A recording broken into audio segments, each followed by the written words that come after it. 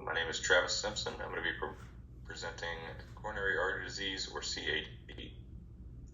The pathophysiology and clinical manifestations of coronary artery disease is a process that develops as a result of atherosclerotic plaque buildup in the vessel lumen, further leading to decreased blood flow and oxygen delivery to the myocardial tissues. It all starts when the subendothelial plaque builds up, begins, and the accumulation of lipid-laden macrophages, also known as foam cells, make up fatty streaks in the subendothelium. Foam cells are formed when macrophages uptake LDL particles from the vasculature. When the macrophages present these particles to T cells, the T cells become activated, releasing cytokines, which increases the plaque formation process. Over months and years, this plaque continues to accumulate, building a fibrous cap and becoming calcified.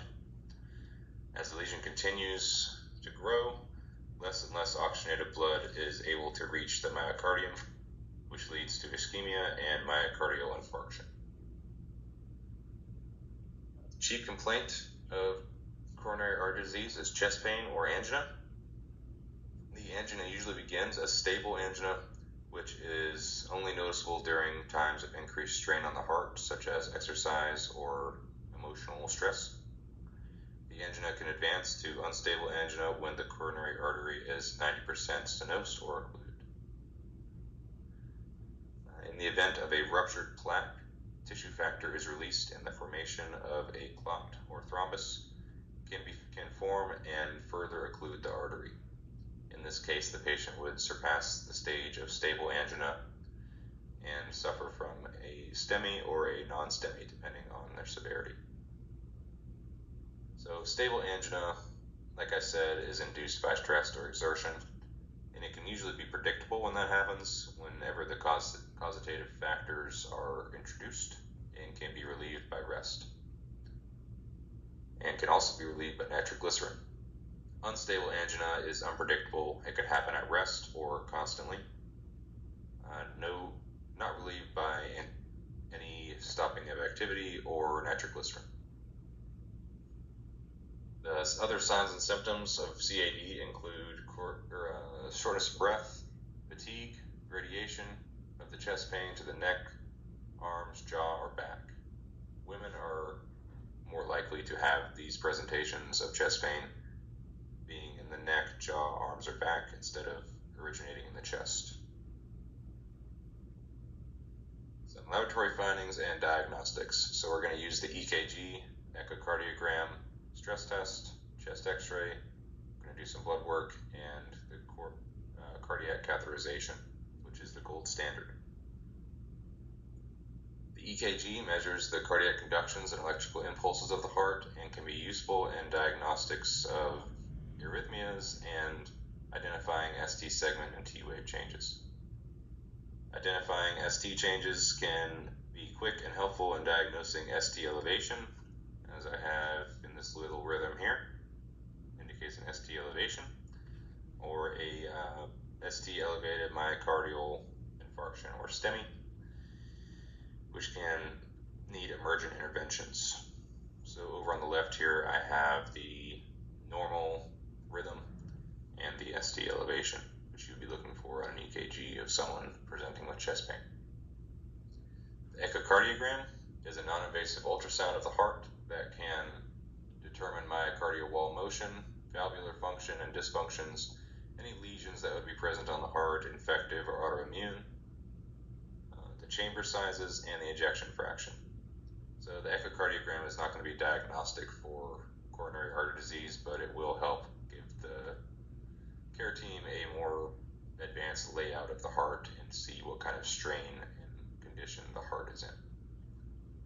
The echo is also useful in determining pulmonary causes of chest pain and shortness of breath, such as pulmonary embolism. The stress test is another non-invasive diagnostic for CAD. The stress test is helpful for determining if chest pain is cardiac related or not. During the stress test, the patient is hooked up to an EKG and the patient is exposed to stress for the heart, either artificially using chemicals or activity induced. The patient is monitored for signs of angina or ST segment changes, in which case the patient possibly could be diagnosed with CAD, requiring further testing, or treatment would be advised. The chest x-ray, another non-invasive, but this form of diagnostic is not particularly diagnostic for CAD. It's more of a, similar to the echocardiogram, it's going to give us a layout of the patient's individual lungs, heart, and vasculature. We're going to need a posterior anterior and left lateral decubitus chest x-ray to give us the best viewpoints. For blood work is another diagnostic pathway in which cardiac enzymes such as troponin levels provide information regarding acute ischemic events. The BNP is also drawn, and it can help establish the extent of volume overload and therefore indicate cardiac impairment. The BNP can be a little bit elevated for other reasons, such as kidney impairment, which can kind of give a false positive for the relation to the heart. Other blood tests include CBC, BMP, C-reactive protein, the SID rate, and liver function testing. Cardiac catheterization is the gold standard for diagnosing patients with CAD, but it also comes with its risks. It is an invasive procedure in which a catheter is inserted into the radial or femoral arteries to directly visualize the coronary arteries and determine the extent of blockages and provide necessary treatments using stents to reopen arteries that are partially occluded.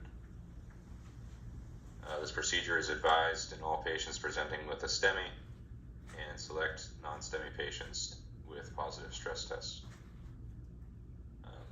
Something to consider is a patient's allergies to contrast dye, because contrast dye will be used during this procedure to help illuminate the coronary arteries. And their kidney function should also be obtained because of the contrast dye and its potential risk factors for damaging the kidneys. So some of the risk factors of this procedure include bleeding or hematoma, pain at the insertion site, thrombus or damage to the blood vessel walls from the catheter, infection, temporary arrhythmias, kidney damage, and stroke and MI.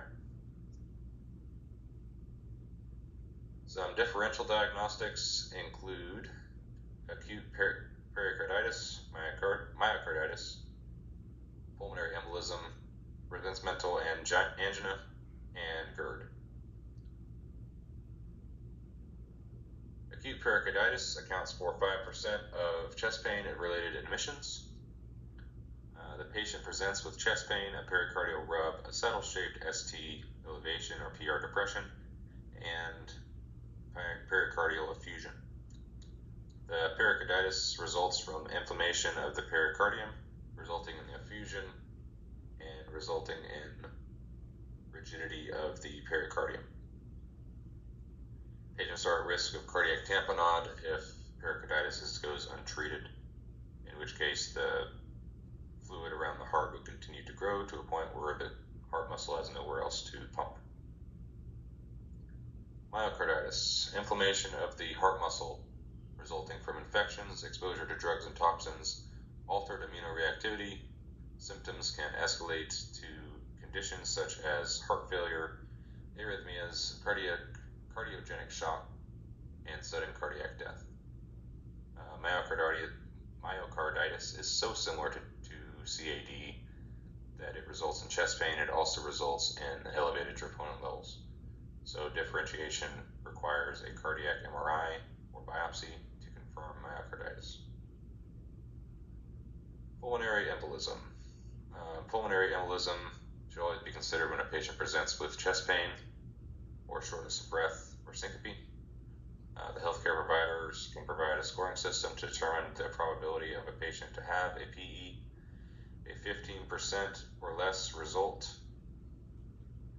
probability is indicated if patient has the presence of the 8 clinical characteristics listed below, such as age less than 50 years, heart rate less than 100, oxygen saturation greater than 94%, no recent surgeries or traumas, no prior venous thromboembolism events, no coughing up blood, no unilateral leg swelling, and no estrogen use. So a CT and D dimer should always be obtained when suspecting a PE, but if a D dimer results with 500, we can, and they also have the low to intermediate probability, we can exclude the CT scan. For its mental angina, let's see, so episodes of chest pain that happen during rest, and it can also lead to ST segment changes and ischemia.